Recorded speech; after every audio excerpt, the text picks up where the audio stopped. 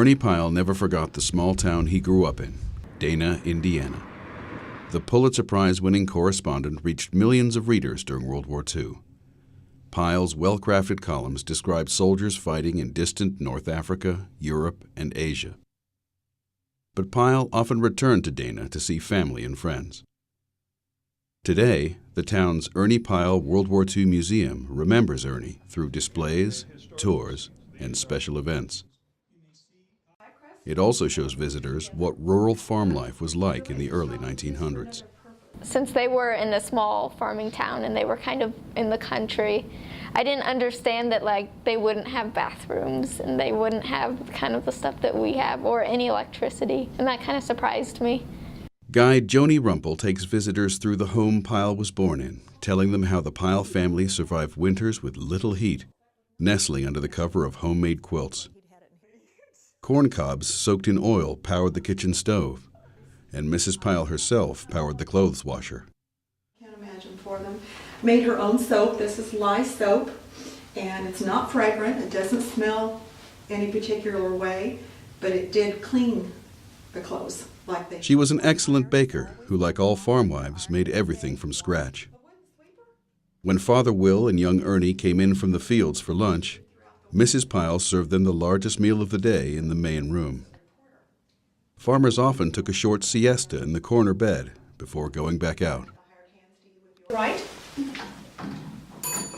Yep, keep going. There you go.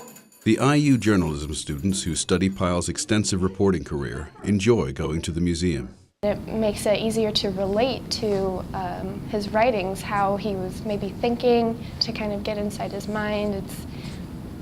You feel like you really know him more when you see where he started. The museum houses World War II displays and Pyle's possessions, his wartime cap, razor and sewing kit, ring, and even his Purple Heart. This award is rarely given to civilians. Pyle was killed by a machine gunner on the island of Aishima in Japan in 1945. Phil Hess has given hundreds of tours. He can tell you all about the local vet photos on display, including Bert Shepard, who lost his leg in the war but went on to pitch Major League Baseball for the Washington Senators. The museum obtained the two Quonset huts in the 1990s. There was a lot of thought that put into them. The architects and designers met on a monthly basis. We invited and included local veterans for their input. After all, they could relate and tell us what we didn't know. The museum includes films and audio of Pyle's life and well-known columns. It gives visitors a sense of Pyle's natural writing style. But never have I crossed the trail of any man as beloved as Captain Henry T. Wasco of Belton, Texas. Captain Wasco was a company commander in the 36th Infantry Division. He had led his company since long before it left the States. I think it really helped to kind of supplement what you were seeing so you could kind of understand what each thing meant and how it was significant to Ernie Pyle's life. As long as there is a Dana Museum, Ernie's memory and career will continue to inspire new journalists. For the IU Media School, this is Steve Layton.